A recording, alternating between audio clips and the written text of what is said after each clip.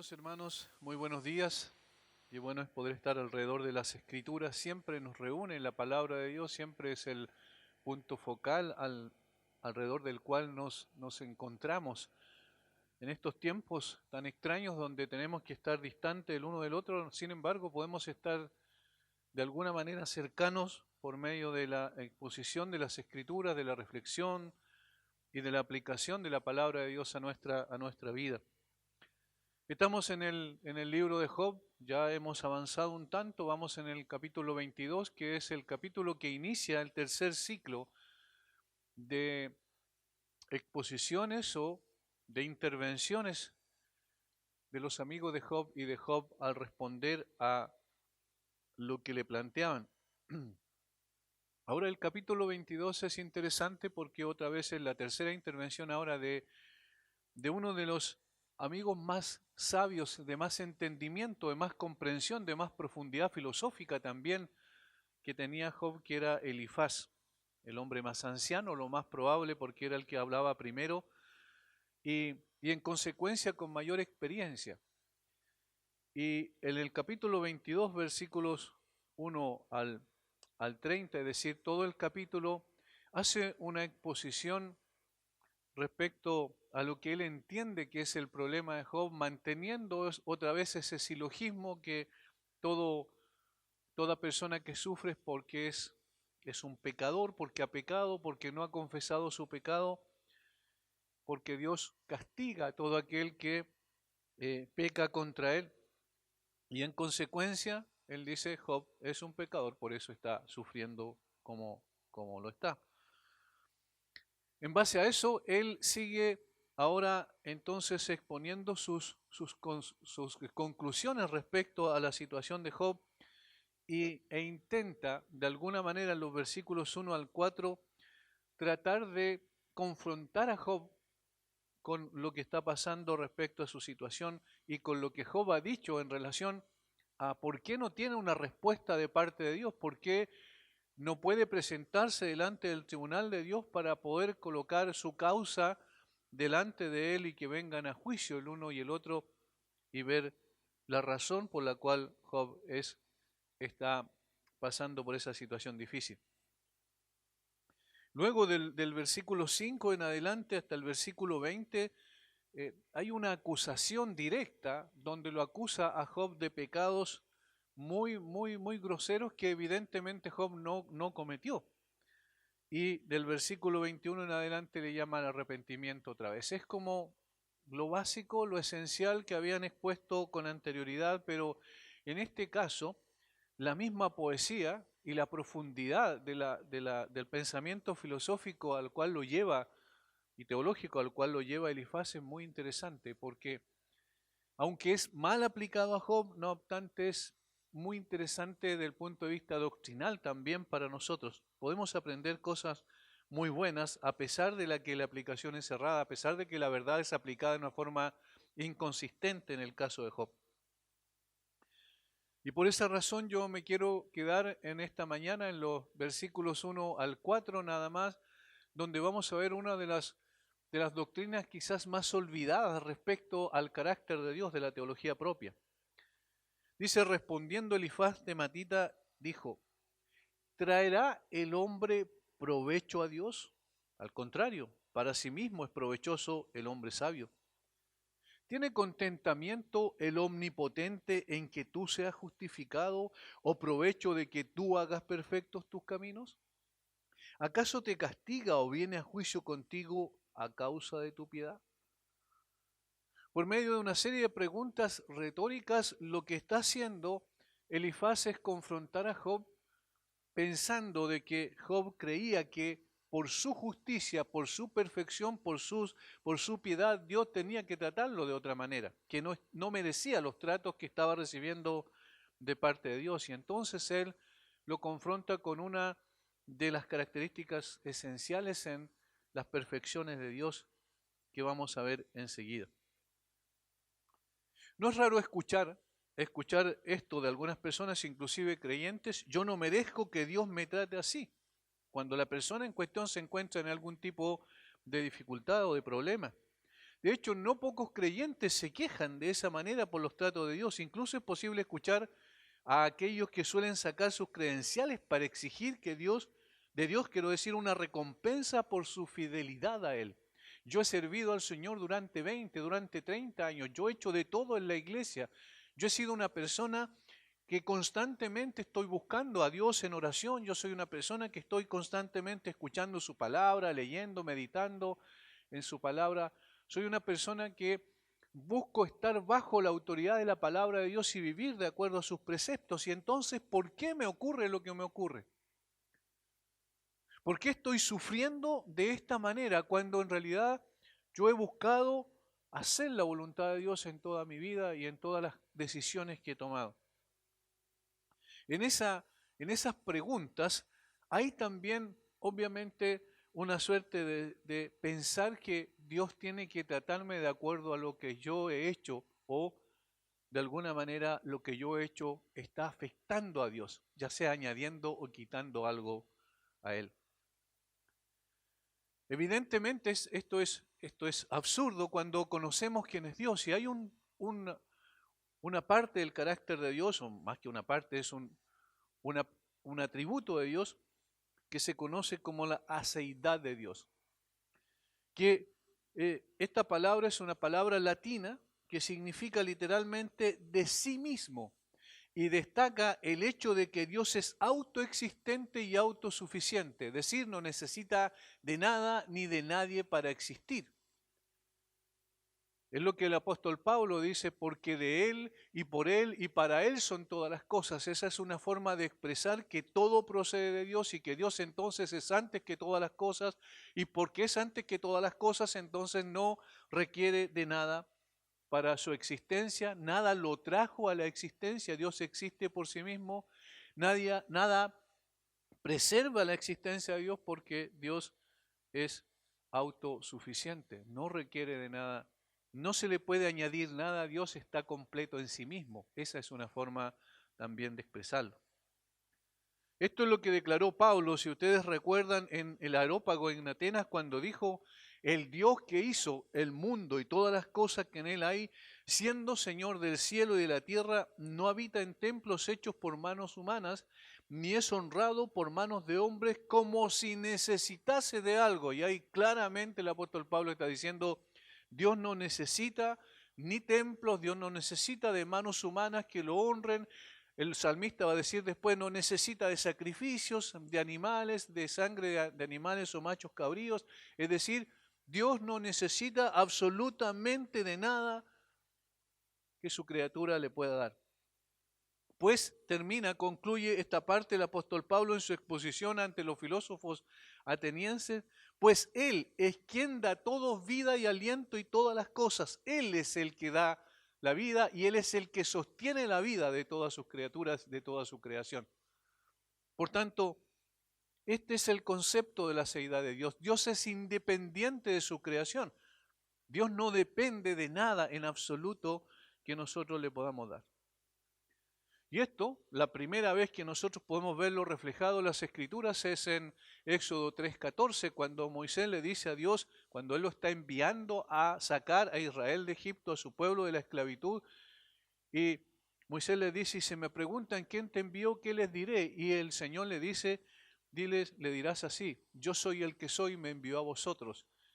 Y esas son las palabras que por primera vez se revela el nombre propio del Dios verdadero. Yo soy el que siempre ha sido y el que siempre será. Ese es el sentido. El alfa y la omega, dice en el Nuevo Testamento. Todos estos son conceptos que hablan de que Dios no necesita nada de nadie para ser lo que es, para ser Dios. De tal manera, entonces, y aquí es una conclusión lógica a este atributo, de tal manera que no es afectado por su criatura en cuanto a requerir de ella en absoluto. No es afectado en su esencia.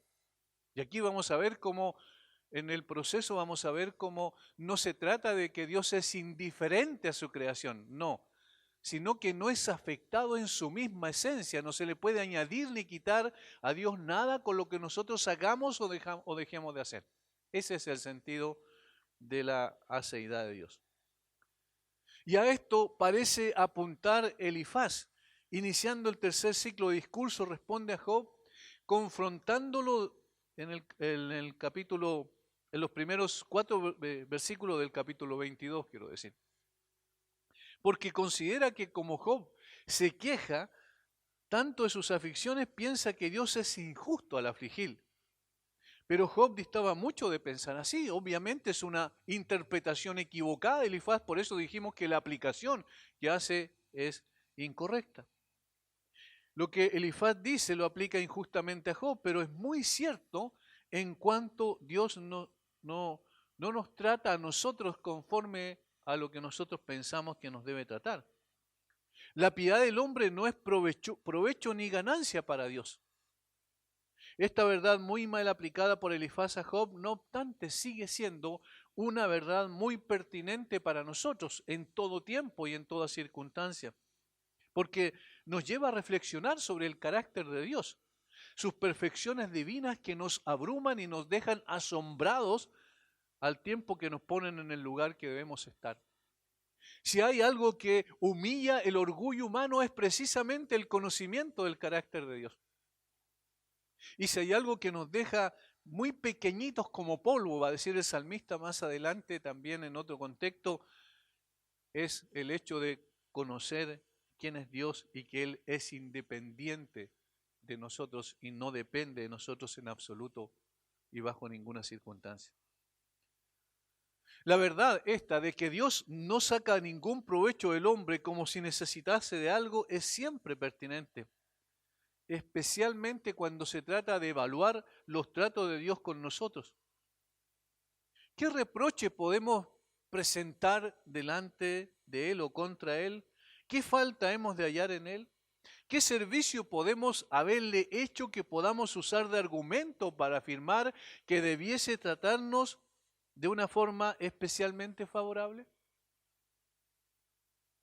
Durante el tiempo que el Señor me ha dado el privilegio de servirle, me he dado cuenta de frases que se repiten en el tiempo. Es algo casi constante el hecho de decir que, por ejemplo, Dios responde mi oración porque sabe que lo hago con fe. Dios me respondió a algo que yo necesitaba porque sabe que yo confío en Él, que yo tengo fe. Es decir, de alguna manera está diciendo, en otras palabras, que Dios depende de lo que yo haga. Y entonces, en función de que lo que yo haga, esto afecta a Dios para que Dios haga algo en mi favor. En todo esto debemos mejor guardar silencio, callarnos la boca, de modo que solamente sea un asunto de decir, Señor, gracias por tratarme como me tratas, porque yo no merezco nada bueno de ti. Sin embargo, tú me das todo aquello que yo no merezco. Este es el argumento que aquí es discutido por Elifaz. Un argumento que no obstante lo inadecuado de su aplicación a Job, es bueno que nosotros lo estudiemos y saquemos provecho de esta verdad que nos confronta. Hermanos, el conocimiento de Dios es lo más importante para nosotros. Yo he entendido con el tiempo que la teología propia, es decir, el conocimiento del carácter del Dios verdadero, es lo más importante y es lo que necesitamos cada día y en todo momento. Por eso nos detenemos en estos primeros 4 versículos para poder estudiarlo más en detalle. Si le hemos fallado a Dios y ponemos como argumento el hecho de que le hemos prestado un servicio a Dios y por tanto Dios nos debe tratar en función de aquello, perdonarnos como recompensa de lo que hemos hecho por Él, estamos completamente equivocados.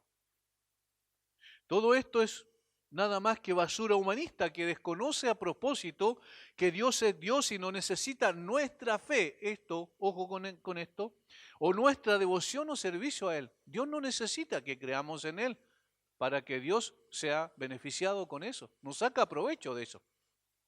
Nosotros necesitamos creer en Dios, es distinto. Nosotros somos dependientes de Dios, Dios no depende de nosotros. Dios no gana nada con nosotros. Todo lo que hagamos no quita ni añade nada al carácter de Dios. Es una pretensión pensar eso. propia de nuestro orgullo, que pensemos que Dios es nuestro deudor de alguna manera por el servicio que le hayamos prestado.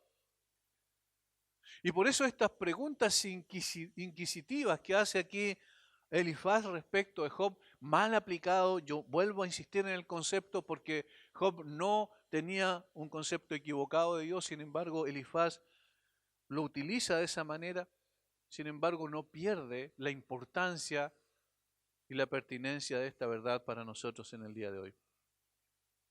Vamos a ver en dos partes nada más. En el primer apartado vamos a quedarnos más tiempo porque esta es la esencia y tiene que ver con el versículo 2, quiero decir. ¿Traerá el hombre provecho a Dios? Esta es la pregunta base, la pregunta principal. ¿Traerá el hombre provecho a Dios? Es decir, ¿Dios se beneficia de algo que nosotros podamos hacer? En otras palabras, ¿Dios necesita al hombre? ¿Nos creó porque nos necesitaba? ¿Nos creó porque le faltaba algo a su satisfacción, a su felicidad eterna? ¿Nos creó porque podemos añadir algo a Dios?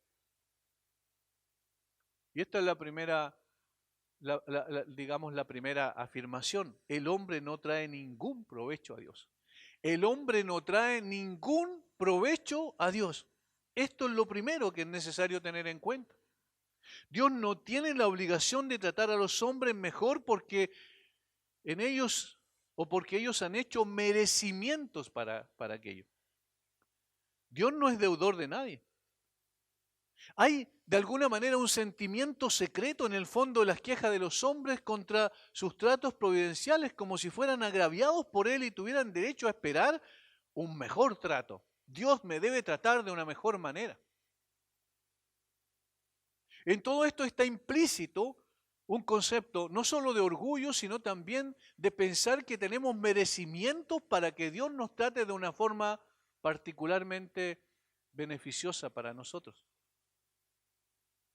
Al contrario, todos nosotros somos tratados infinitamente mejor de lo que merecemos y eso lo sabemos. Y ahí viene el concepto de gracia que es contrario al merecimiento. Nosotros somos tratados mucho mejor, infinitamente mejor de lo que merecemos. Todo lo bueno en nosotros proviene de Dios, no de nosotros mismos. Todo lo bueno proviene de Dios. Los hombres estamos infinitamente cortos de entregarle a Dios lo que Él tiene derecho a exigir como su creador conservador, como nuestro creador conservador y benefactor merece. Es decir, siempre nos quedamos bajo el estándar de Dios, nunca llegamos al estándar de Dios, de tal manera que nuestros merecimientos jamás atraen la atención de Dios sobre nosotros. ¿Por qué? Porque Dios ya está completo en sí mismo y nada podemos añadir con todo lo que podemos hacer en favor de Dios.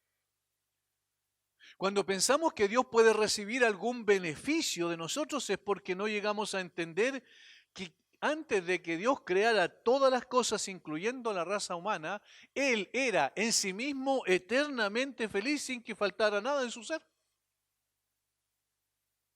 Dios era eternamente feliz. El Padre, el Hijo y el Espíritu Santo se amaban perfectamente y disfrutaban de una satisfacción perfecta en el seno intratrinitario.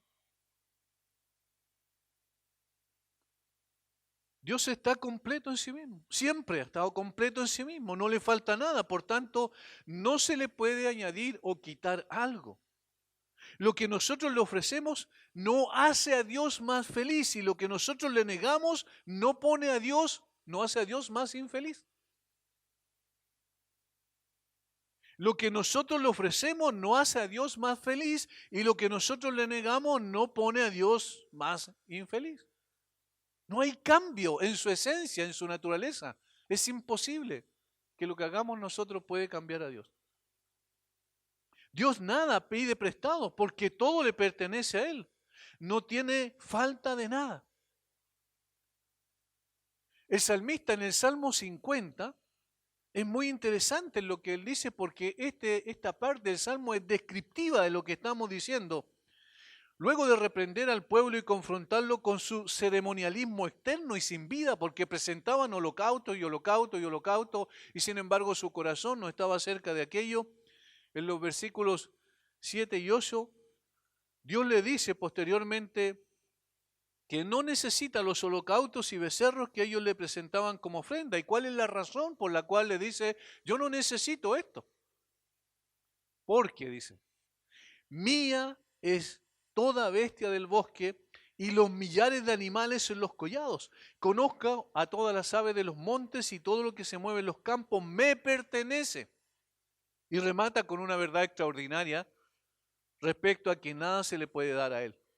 Dice, si yo tuviese hambre, no te lo diría a ti, porque mío es el mundo y su plenitud. De tal manera, ¿qué me puedes ofrecer que no sea mío? Eso es lo que está diciendo. Y si tú no me puedes ofrecer nada que no sea mío, entonces, ¿cuál es el beneficio, el provecho que yo obtengo de lo que tú me ofreces? ¿Notan? Notan que es muy interesante esto, que hermanos nosotros podemos reflexionar en el carácter de Dios, porque de esa manera somos puestos en el lugar que debemos siempre estar, abajo, a los pies del Señor, asombrados por su carácter extraordinario. Todo procede de Dios, todo es por medio de Dios y todo es para Dios, dice el apóstol Pablo. Nosotros sabemos conceptos, tenemos conceptualizaciones correctas de lo que significa la independencia de Dios. Sin embargo, en términos prácticos, siempre estamos pensando de alguna manera que cuando pasamos por dificultades Dios no nos está tratando como nosotros merecemos.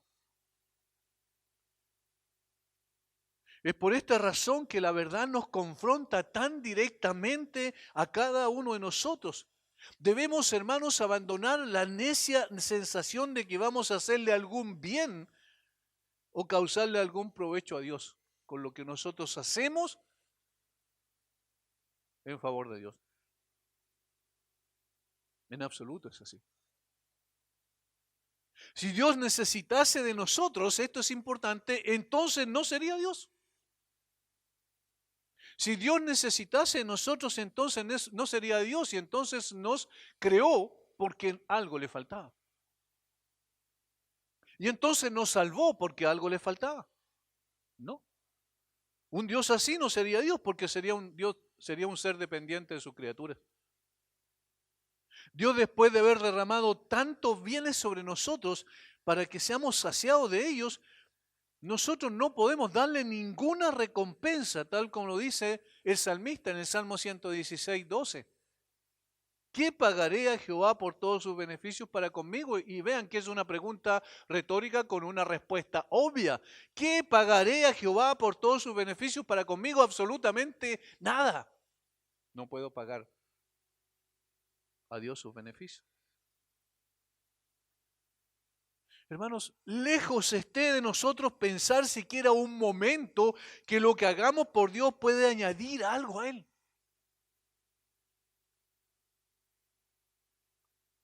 Ahora, ahí es donde viene el gran dilema. Y algunas personas se preguntan, pero pastor, ¿y entonces por qué el Señor nos pide cosas que hagamos? ¿Por qué el Señor dice, por ejemplo, que vayamos y prediquemos el Evangelio a toda criatura? ¿Por qué el Señor nos dice que oremos al Señor de la mies para que envíe obreros a su mies? ¿Por qué el Señor nos dice que seamos sus testigos en todo el mundo proclamando la verdad del Evangelio? ¿Por qué entonces Dios requiere que le sirvamos?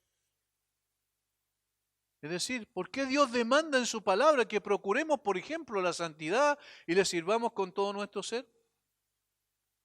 Y esto, hermanos, es importante, de hacer la diferencia y poder darnos cuenta de la razón por la cual Dios nos pide esto.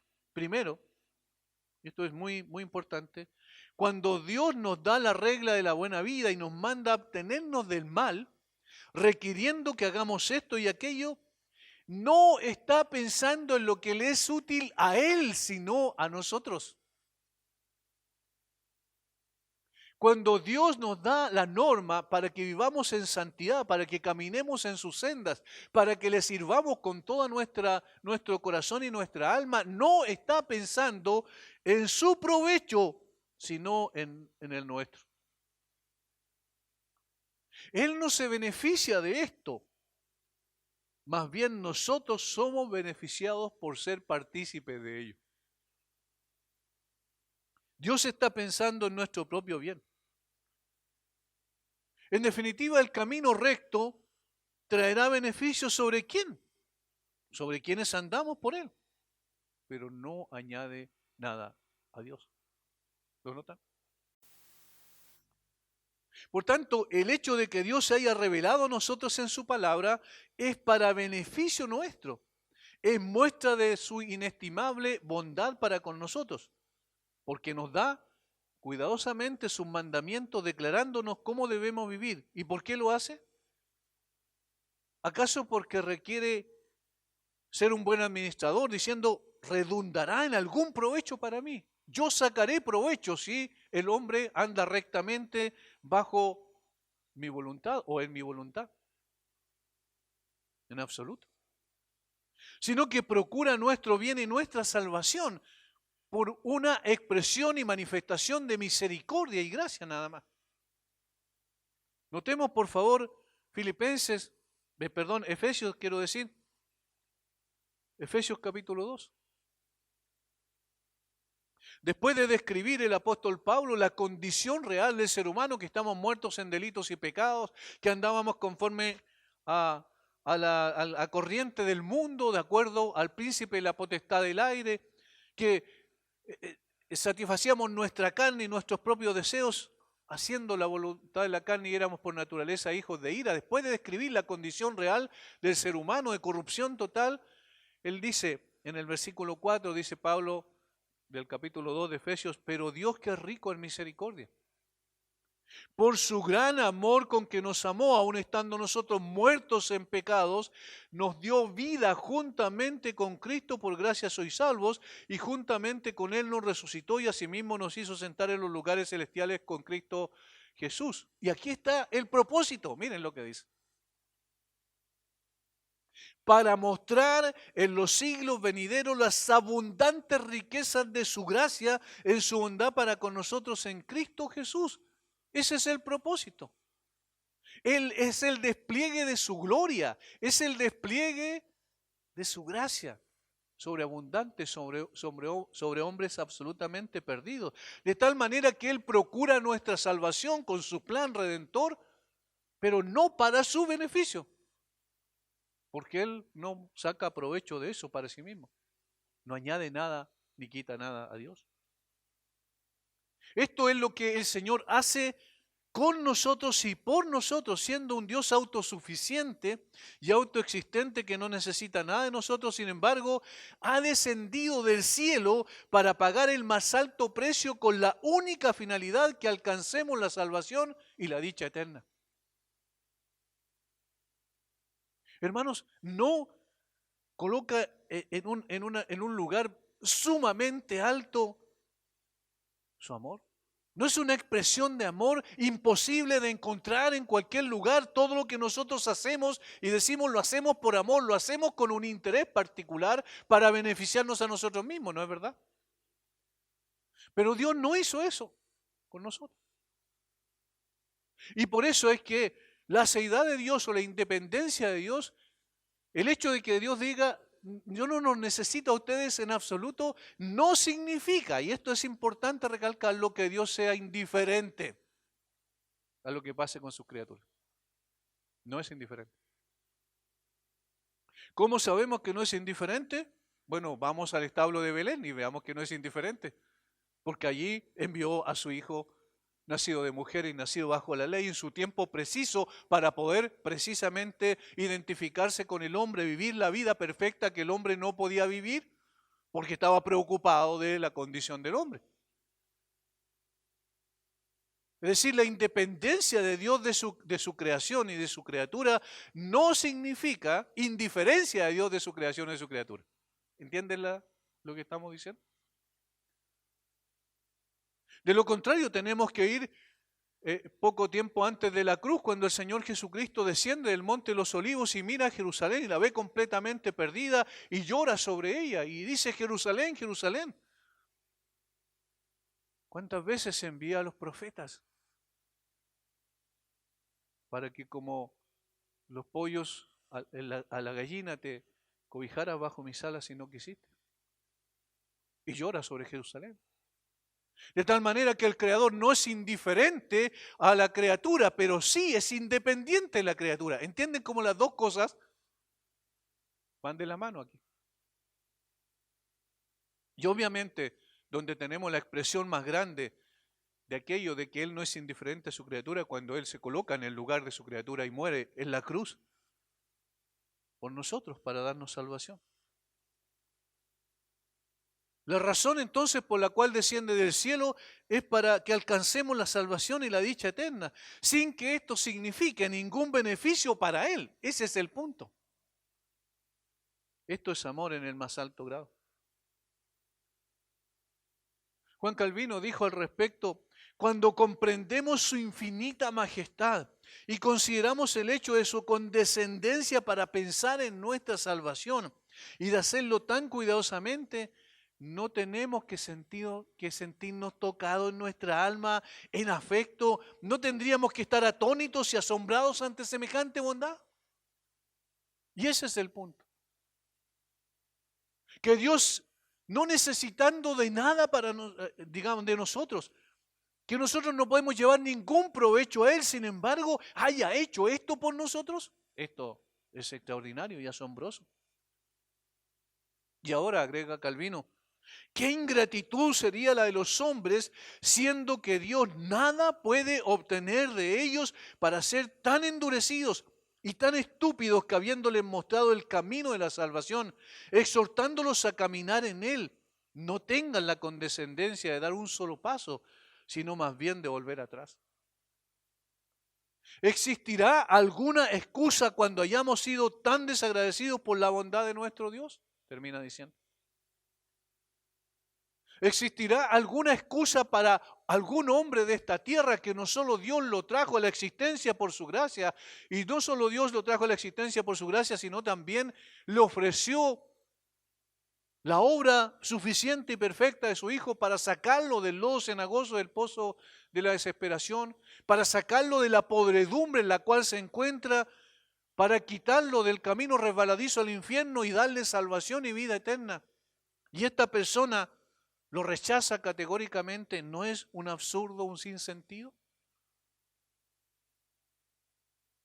Es decir, el Evangelio del Señor Jesucristo es mayormente exaltado cuando entendemos la seidad de Dios, que Dios no saca provecho de sus acciones en beneficio de nosotros. Los únicos que sacamos provecho somos nosotros.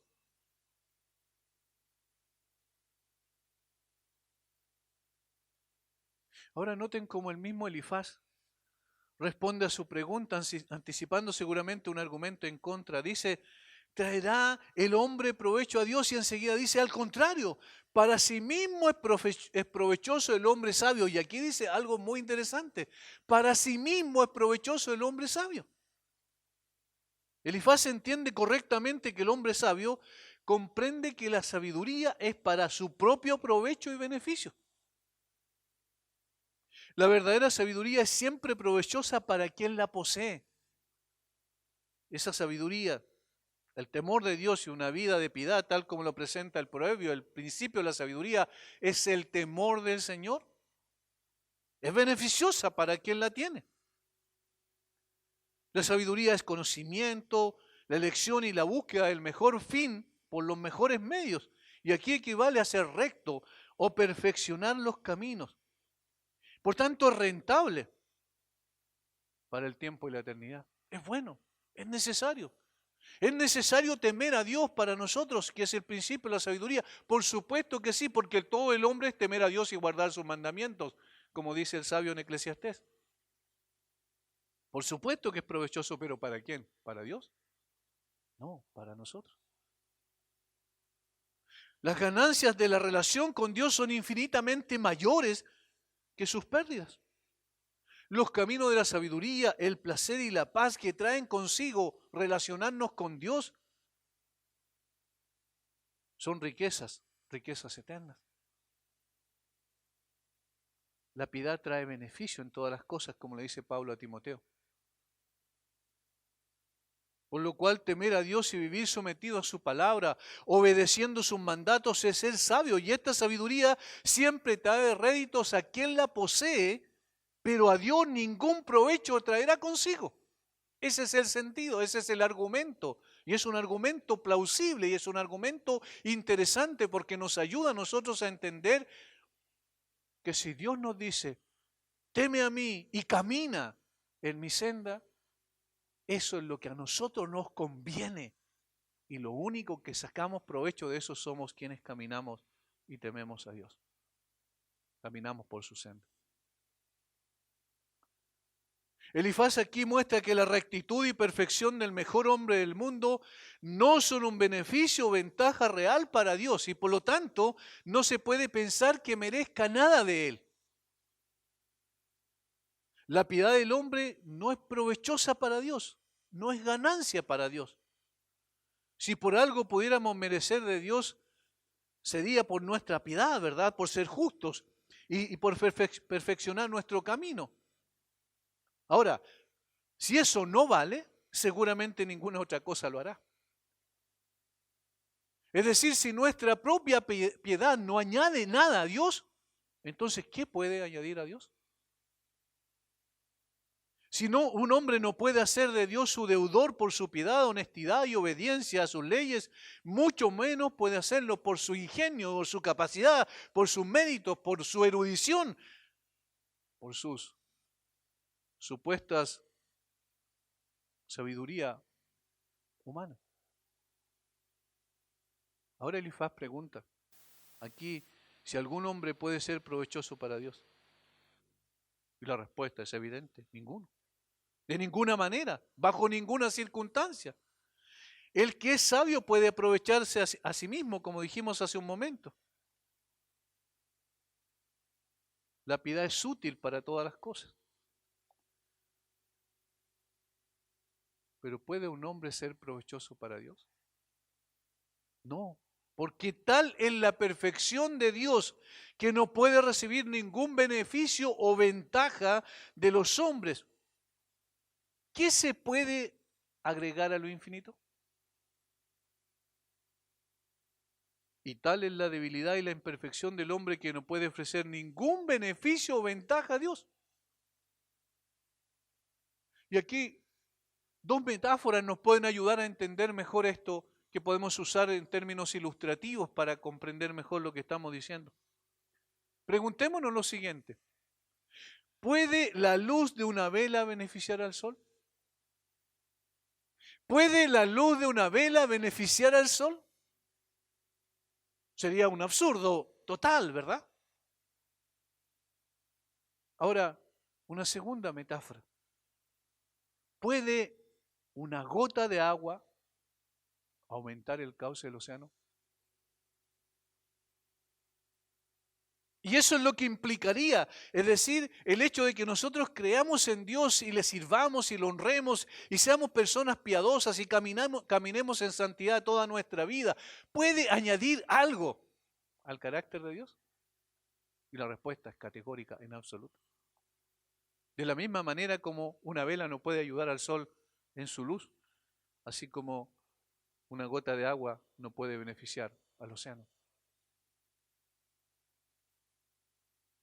Cuando Dios nos llama a una buena vida, entonces, hermanos, nos entrega sus preceptos y nos lleva a obrar conforme a su voluntad revelada, condesciende con nosotros como si Él mismo necesitase de obras con el fin de que lo hace con el fin de incentivarnos a alcanzar nosotros los beneficios que de ellos se derivan. Es decir, cuando Dios nos da su mandato, los 10 mandamientos, por ejemplo, ¿es para beneficio de Dios? No, para beneficio nuestro. Cuando Dios nos da su Espíritu Santo para convencernos de que ese es el camino correcto, para llevarnos al arrepentimiento y a la fe, para darnos una nueva naturaleza, ¿lo hace para beneficio de Él? No, para beneficio de nosotros. Ahora cuando Dios dice, por ejemplo, rogad al Señor de la mies que envíe obreros a su mies, ¿Dios está necesitando realmente de obreros? Y de lo contrario, ¿no podría hacer el proceso de evangelización que Él desea hacer? ¿O realmente lo hace para que nosotros saquemos provecho de ello? Cuando yo oro pidiendo al Señor que el Señor llame a más obreros, a más siervos suyos, a más instrumentos para usarlos en la obra de Dios, ¿quién es el beneficiado cuando ora? Soy yo mismo.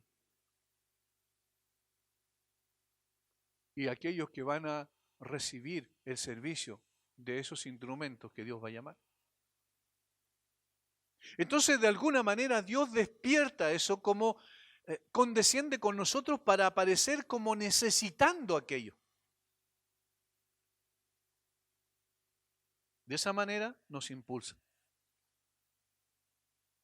La gran comisión, ir y predicar el Evangelio a toda criatura. Y alguien puede decir, o lo que le dice Pablo a Timoteo, que predique la palabra a tiempo y fuera de tiempo, redarguye, reprende, exhorta con toda paciencia y doctrina. Haz esto, tienes que hacerlo, este es lo que Dios demanda de ti. Y alguien puede preguntar, ¿cómo es que Dios nos manda a llevar el Evangelio a toda criatura y a predicar la verdad? Y orar para que existan personas dispuestas a trabajar en su obra, y sin embargo tú nos estás diciendo que Dios no nos necesita. La respuesta es evidente. Como dijimos recién, Dios hace esto para incentivarnos a ser instrumentos en sus manos con el fin de que nosotros mismos seamos beneficiados con ello. Hermano, cuando oramos y pasamos mucho tiempo orando al Señor, los beneficiados con ello somos nosotros, no es Dios. Dios no gana nada con esto. Nosotros somos privilegiados de ser protagonistas en una obra que trae beneficios eternos para nosotros y para otros, pero que no añaden nada al ser de Dios. Dios no depende del hombre para obtener ganancias o ventajas de ningún tipo. Ni nuestra sabiduría ni nuestra bondad se extienden a Él. ¿Estamos entendiendo lo que quiere decir aquí Elifaz? ¿Traerá el hombre provecho a Dios? En absoluto, el hombre no trae ningún beneficio a Dios. Por eso, si el hombre cree en Dios o no cree en Dios, el perjudicado o el beneficiado es el hombre y no Dios. La segunda pregunta es similar a la anterior, pero profundiza en un aspecto interesante. Versículo 3. ¿Tiene contentamiento el omnipotente en que tú seas justificado o provecho de que tú hagas perfectos tus caminos? Y aquí apunta precisamente a la relación con Dios. Y esta es la segunda proposición. El comportamiento del hombre no hace feliz o infeliz a Dios. El comportamiento del hombre no hace feliz o infeliz a Dios. Pero pastor, si Dios se entristece cuando nosotros fallamos, por supuesto que sí, no es indiferente, pero eso no lo hace menos feliz. ¿Le agrada al Todopoderoso que sea justo? Se puede traducir también. Como nuestra bondad no llega a Dios y como su felicidad absolutamente perfecta no conoce ni aumento ni disminución, no podemos decir que lo beneficiamos con nuestra bondad. Aún así, Dios condesciende con nosotros al declarar que las buenas obras que son el fruto de la fe y siguen a la justificación agradan a Dios en Cristo. El ejemplo más claro que tenemos de que lo que nosotros hacemos agrada a Dios, pero no lo hace más feliz a Dios, es el mismo ejemplo del mismo libro de Job. Cuando se presenta Satanás delante de Dios y Dios le dice, ¿no has considerado a mi siervo Job? Perfecto, recto, temeroso de Dios y apartado del mal, y que mantiene su integridad a pesar de lo que tú me incitaste a hacer en contra de él. Obviamente que Dios está satisfecho con esto, pero no es que Dios esté más satisfecho de lo que ha estado eternamente. Obviamente que Dios se agrada de esto, pero no es que Dios esté más feliz de lo que lo ha sido eternamente. ¿Entienden la diferencia? Dios mismo condesciende a decir que se complace en su pueblo, en los que le temen. Salmo 147, versículo 11. El Salmo 149, versículo 4 también dice aquello. Pero aquí está el punto. Esto no hace más feliz a Dios. ¿O es provechoso, dice Elifaz, para él que perfecciones tus caminos? Por supuesto. La ganancia es para el hombre mismo y no para Dios. Él salva su alma, el alma del hombre. Dios tiene un adorador más en los atrios del cielo, pero ese trae beneficio a él, ¿no? Una voz más agregada al coro que canta su alabanza en las regiones celestes para siempre, pero no agrega una gota a un océano. Y ya está perfecto en sí mismo y está completo en sí mismo. Hermanos, la gloria y la felicidad de Dios es independiente de la conducta del hombre. Eso es lo que está diciendo aquí. La gloria y la felicidad de Dios es independiente de la conducta del hombre. Fíjense un ejemplo muy simple para ver esto. Dios es glorificado por la salvación de los hombres y Dios es glorificado por la condenación de los hombres. Pero ¿cómo va a ser eso si dice la Biblia que Dios quiere que todos los hombres sean salvos y vengan al arrepentimiento? Lógicamente que sí, pero Dios es el que es beneficiado cuando un alma se salva y hay fiesta en el cielo, adoración al Redentor. Dios es glorificado así y Dios es glorificado también cuando en el día del juicio diga: apartados de mí, hacedores de maldad. La gloria y la felicidad de Dios es independiente de la conducta del hombre. Dios no pierde por la falta de fe de los hombres, ni gana por la práctica de ella. Dios reprende a los hombres no por temor a ellos, sino por amor a ellos. Los hombres nunca son demasiado malos para que Él los ame, ni demasiado grandes para que Él los tema. Dios no reprende a los buenos por la crueldad, ni a los grandes por el temor. Dios hace lo que hace simplemente para beneficio del hombre. Y esto es importante. Si todos los hombres fueran ateos, si todos nosotros fuésemos ateos, Dios sigue siendo Dios. Dios sigue siendo infinitamente feliz. Dios sigue gozando de íntima comunión consigo mismo. De tal manera que la satisfacción de Dios no está en el comportamiento de los hombres, porque ya era feliz antes de que el hombre fuera creado y antes de que el hombre hiciera bien o mal.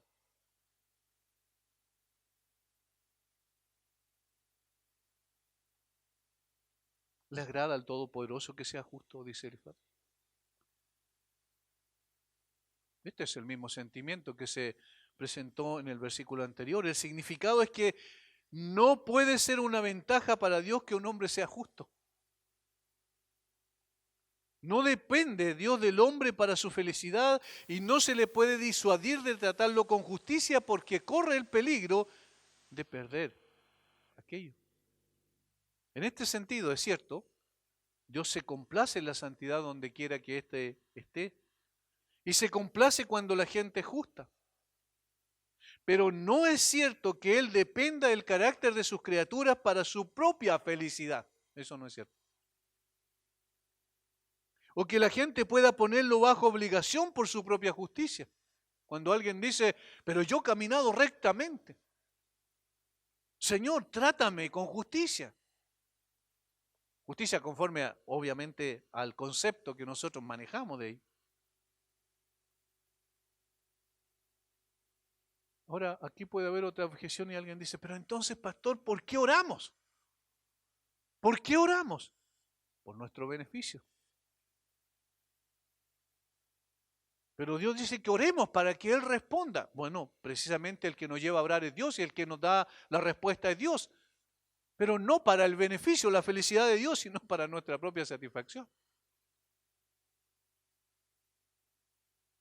Por supuesto, Elifaz aplica esta verdad general a Job, probablemente porque lo entendió como quejándose de los tratos de Dios con él, como si hubiera puesto a Dios bajo obligación por su vida recta. Supone que estaba implícito en los comentarios de Job que había sido tan recto y había sido de tanta importancia que Dios debería haberlo continuado, haberlo puesto en un estado de prosperidad, haberlo mantenido en el estado de prosperidad que tenía antes.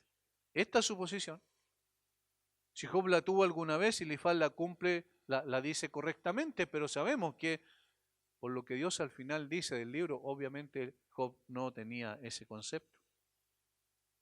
Pero no obstante, esta verdad es buena para nosotros. ¿Cuántas veces nos sentimos que Dios de una u otra manera no nos está tratando como nosotros merecemos que nos trate?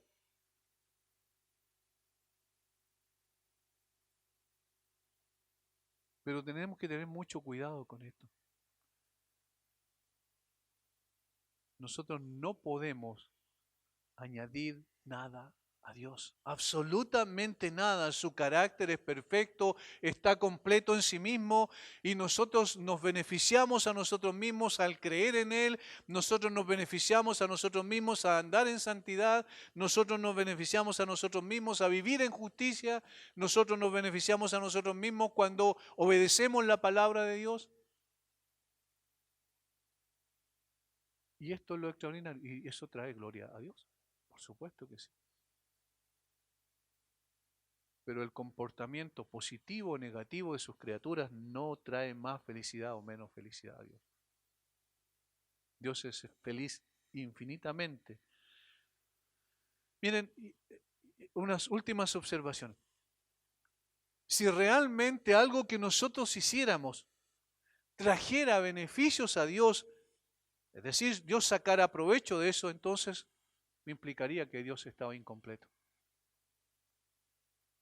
Si lo que nosotros hiciéramos en cuanto a nuestra conducta, a vivir en justicia o vivir en la maldad, añadiera algo a Dios o quitara algo de Dios, entonces significaría que Dios estaba incompleto en sí mismo.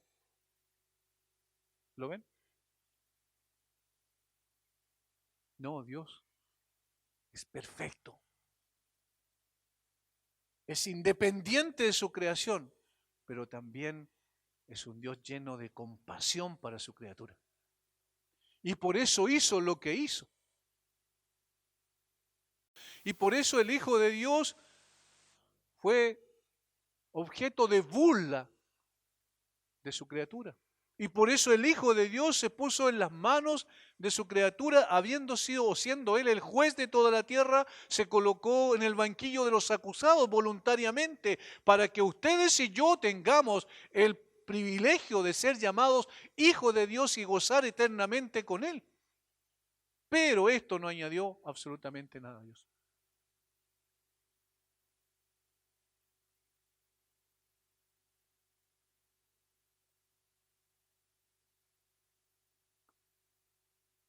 Y con esto termino. Dios puede prescindir de todos nosotros cuando quiera. En cualquier momento puede borrarnos de la faz de la tierra a todo hombre que existe y haya existido en toda la humanidad, en toda la historia de la humanidad. Y Dios sigue siendo Dios. Y nada se le ha quitado a Él. Y nada se le ha añadido a Él.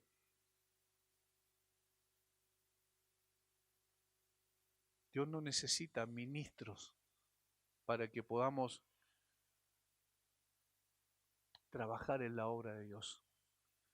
El hecho de que Dios nos haya llamado a hacerlo es la condescendencia de Dios para con nosotros, nada más. Y los beneficiados infinitamente y eternamente somos nosotros mismos. Pero Dios puede quitarnos en cualquier momento y su obra sigue adelante. Y su plan sigue cumpliéndose a la perfección. Dios puede prescindir de nosotros porque no necesita mantenernos con vida y mantenernos en una función tan gloriosa como la de llevar el Evangelio a toda criatura. Dios es infinitamente más grande que nosotros y nunca hemos de olvidar aquello. El Señor nos ayude a vivir también conscientes de esta diferencia infinita entre Él y nosotros. Padre, te damos gracias, alabamos tu nombre. Al mismo tiempo, Señor, que nos sentimos empequeñecidos al poder estar delante de ti, pero también, Señor,